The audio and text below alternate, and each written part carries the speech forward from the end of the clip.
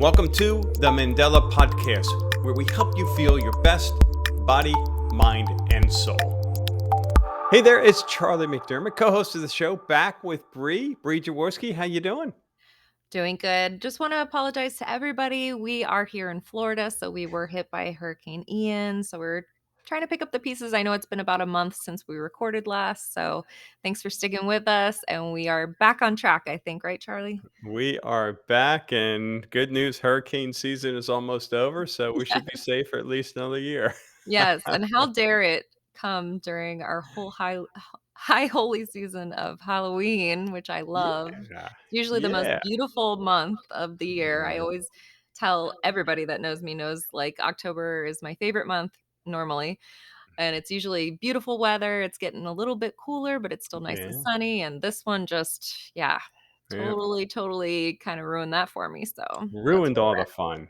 It really Ruined all the did. fun. It really Yes. did. But here we go. We're gonna answer some more of your relationship questions today. Got a few for you here, to say the least. So, Yes. well, let's start with the first. This writer says, my boyfriend and I have been dating for almost a year. A week ago, he dropped on me that he was or thinking about moving to a city located 500 miles away from here in October.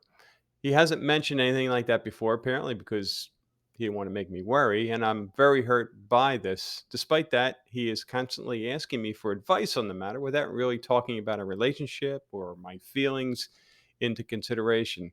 This is very out of character for him, and I'm afraid of him leaving, but I also don't want to hold him back. How do I go about this conflict of interest on my part? I want only the best for him, but I can't help myself with my egotistical feelings. Well, first off, I want to say that it's not egotistical to not want your boyfriend to move 500 miles away. So just put that out there first of all.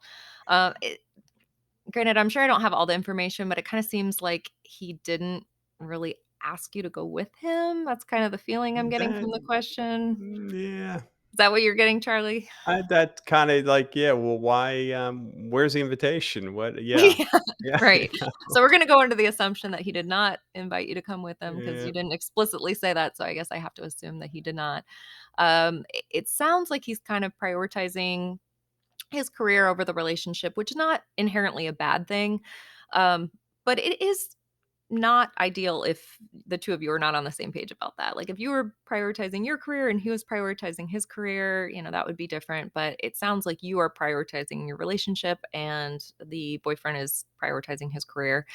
It just you end up on 2 different pages of 2 different totally different books. So, yeah. um, in regards to him wanting to, like, talk to you about these things, I would say just tell him you're probably not the best person to get advice from because you're too emotionally Yeah. involved, with the outcome of the situation, which makes it difficult for you to be objective. And this is a perfect example of why people need therapy because we are not emotionally tied to the situations and therefore are able to be objective. So it sounds like he needs to bounce these ideas off of someone who is not directly going to be involved, with the outcome of the situation. So, um, sounds like he's making decisions for him. And so you kind of need to do the same. Uh, People in truly committed relationships would factor the relationship into a decision like this. So, although, from your end, it sounds like you're in a committed relationship, he may not be committed at the same level. So, I would factor that into my decision to move forward with this relationship and decide whether a long distance kind of thing is even something that you would want or not. A lot of people are fine with it and some people are not at all. So, do some inner work to see if that's something that you would even want to begin with. So, Yeah, boy, there's guess human nature is just to wanna hang on and not I mean, it again, so nice that you're doing this and to hear an objective voice of experience and certainly your education, but, yeah, these are in some ways, it's obvious to you and I that the invitation wasn't there, but for right. someone who's involved in that, it's, emotional turmoil, right? Absolutely. And maybe, I mean, I know I tend to be a little bit harsh on my answers of some of these things, but I feel like some people need someone to say, Yeah. where was that invitation? Like, I think sometimes we overlook those things on purpose as to avoid more emotional pain, and so sometimes we need someone who's not involved, not your mom that hates him already or your friends that don't like him either, but somebody unrelated to be like, if he really cared about the relationship and you and moving forward, why weren't you involved in, the making of this decision? So, Yeah. Yeah. All right. Good one. Let's move on to number 2. yeah. My boyfriend doesn't like my job. I'm a model, and before we met, I used to travel and work all the time. He knew that when we met. We have been together for a year and a half, and in that time, I haven't traveled anywhere for work. Usually, when I travel for work, I have to stay for 1 to 3 months. We had many discussions about it, and he said how that job will bring me nothing but good. How, or let me rephrase that. We had many discussions about it, and he said how that job will bring me nothing but good, how he can't be in a long distance relationship for a month or longer, how he already experienced all that and it's pointless. But this job brought me lots of good things. I've traveled and I've seen many countries, met some people who are now my best friends. The money is also good. Since we started dating and I haven't traveled and I have spent all of my savings, I'm left with nothing. I never asked him for money, nor will I ever ask. He works 2 good jobs and still doesn't have enough sometimes. Sometimes when we're talking with friends, he says how if someone offered him a job abroad, he would take it instantly. And it just makes me feel, or makes me a bit angry. We were on a break for a month, and in that time, I got an offer to go and work in another country. I said yes, and I'm due to fly next week. In the meantime, we got back together, and I still haven't told him because I'm scared of his reaction. Keep in mind, I really love him, and he is very good to me, but I also need my own money for myself and to help my mom. Any advice on how I should tell him and what? Okay, so I think this brings up a really good point, because it sounds like he kind of knew what he's getting himself into when he started the relationship with you, but also now wants you to change. So, the important point being, you don't want to date the future version of someone. You want to date the person who they are right now. So, like, Mm, he knew that she was a model. If he wanted to date a stay-at-home whatever girlfriend, whatever, mhm, hopes that that was who she was going to be in the future, that's not a really good way to enter into a relationship. You want to enter into a relationship with the person that they are right now, and if you're okay with being with the person that they are right now. And it sounds like he definitely knew her job, her line of work, her career, and knew all about it. And to be honest, it was probably part of the appeal in the beginning. And mm, and that's okay. That's okay to mm. change your mind about things. But I think it's a little bit of a double standard. Um, you him not wanting you to leave for work, but then saying that he would leave himself if given the Right. opportunity. Um, yeah, so I think regardless of what his reaction is gonna be, it's just important to be honest because ultimately you need to be with somebody that supports you, like, supports your dreams, your goals, and things like that, and I think that's an important part of loving someone is wanting them to, do the things that make them happy and light them up inside, and this sounds like from your perspective, it sounds like a really good career, and so Yeah. yeah, and I'm a broken record when it comes to this, but I really do believe that when people break up, it's usually for a very good reason. And, this back and forth, like breakup and makeup kind of thing, it just never, I mean, if you, anyone, I urge anyone, if they know someone who is just like a living testament of the fact that like this works and you can break up a million times and then get back together and be happy, like, please, I'd love to know. I don't know anyone. I've done it a million times. It never worked out, it's just there's usually something fundamentally broken when you break up and, that thing typically does not get fixed before you try to get back together. You just miss the person, you miss the good times, etc. Yeah. And so the fact that they broke up and she took this job and now they're back together, that's another warning sign to me. So I would say do what you need to do separate from him. That's Yeah. my advice. And the breaking up, getting back together cycle, Mhm. is that just simply, what's it that saying, it's not distance makes the heart fonder, but, that just being separated. But it from your point of view, are we banking on that individual to change, and that individual, your partner, maybe changes for a short period of time, but eventually goes back to the old comfortable Yes. Charlie Right. or whomever, right? Yes, right, Yeah. the old comfortable Charlie.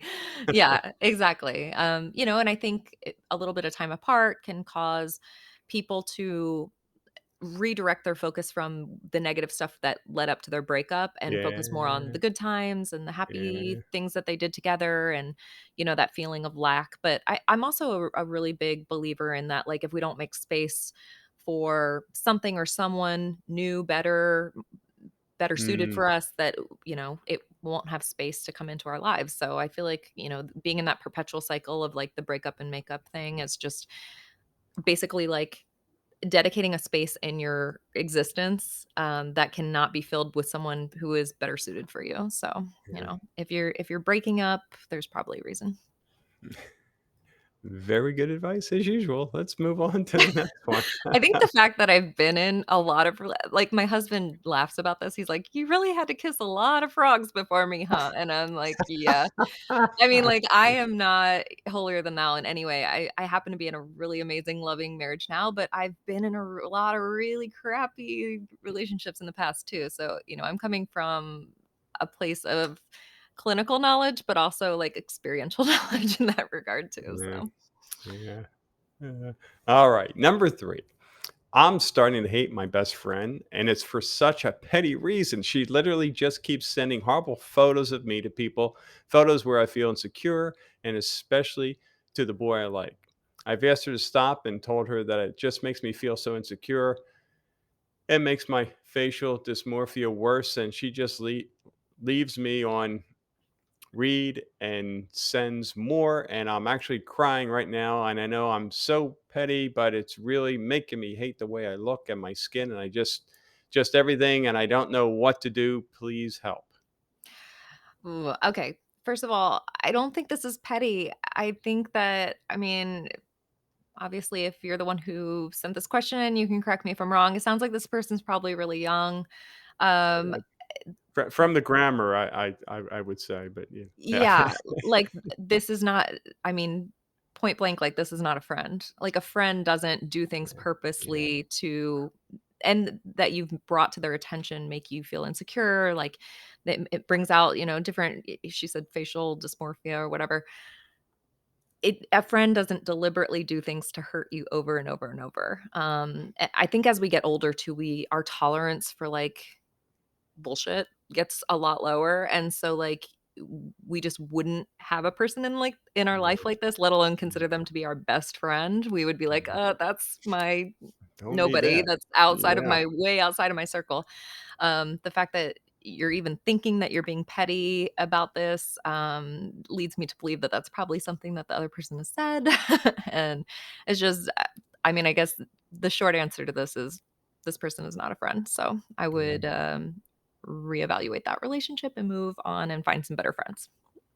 What do you think fundamentally, is that a confidence thing, do you think? If I have a friend that continues to just do things like that, using that example, Mhm. why do we tend to hang on? I I think, a lot of different reasons. I think people, again, like, get very nostalgic for Yeah, good yeah, times, memories, or they fear sort of like that abandonment, whether it be, yeah, yeah, um, initiated by them or the other person. And a lot of people just don't realize that they have a lot better options out there. yeah, It's like, especially because I think this person, they at least sound like they're young.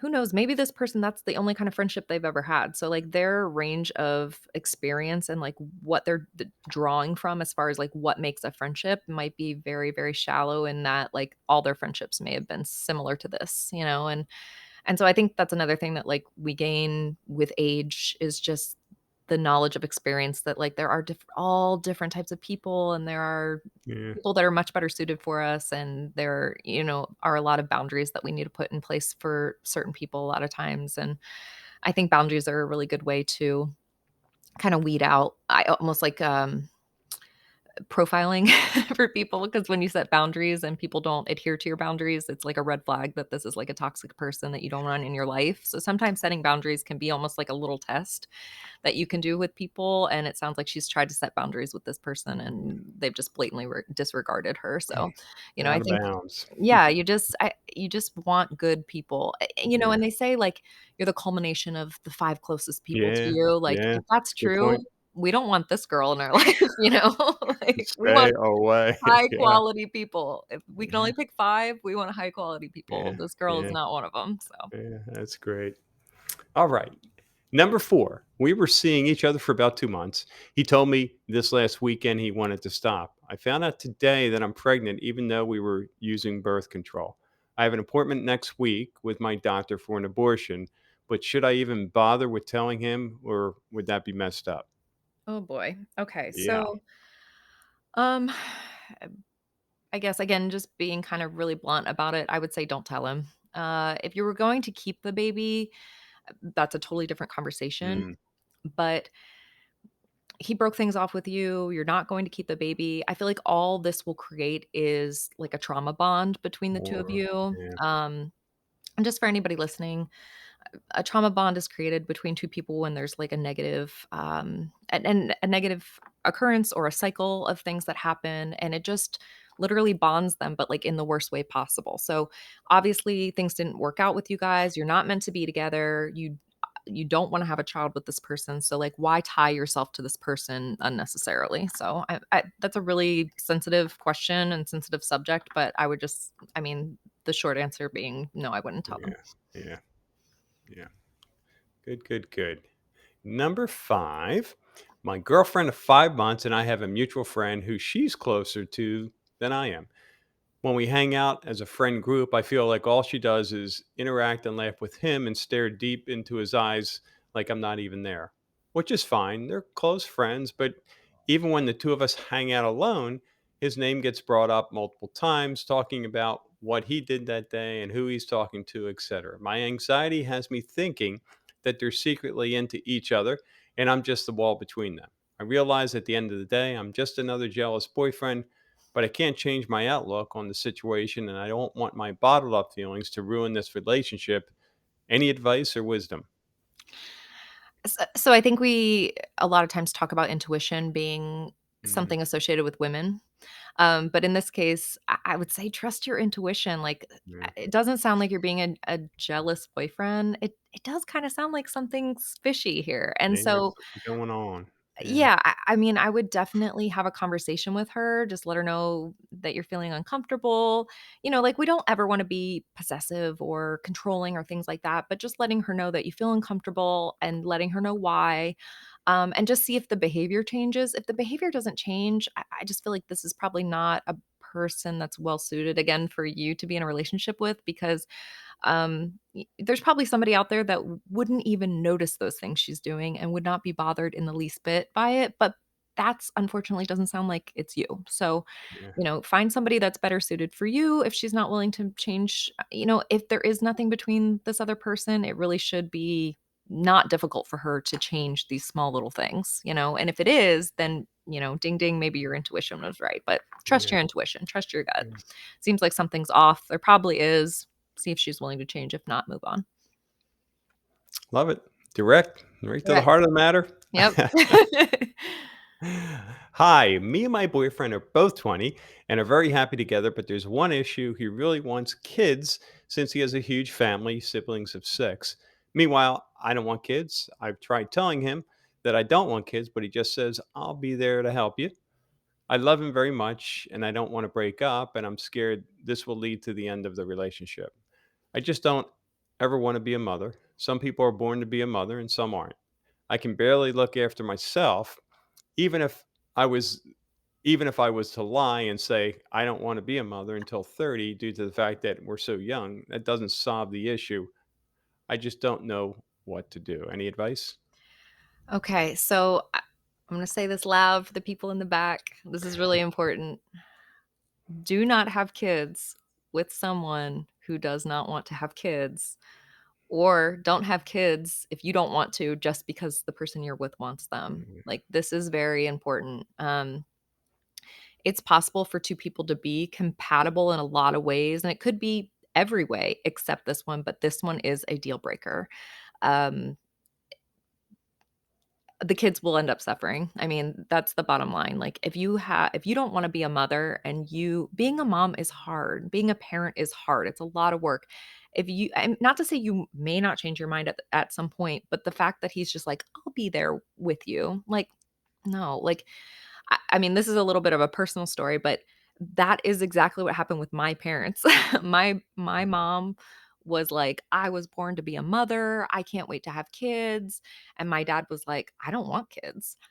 And my mom was like, "Well, I have to move on with my life then because I wanna have kids and I wanna have them relatively soon." And my dad was like, "I love you more than anything. I don't wanna lose you. I'll have kids."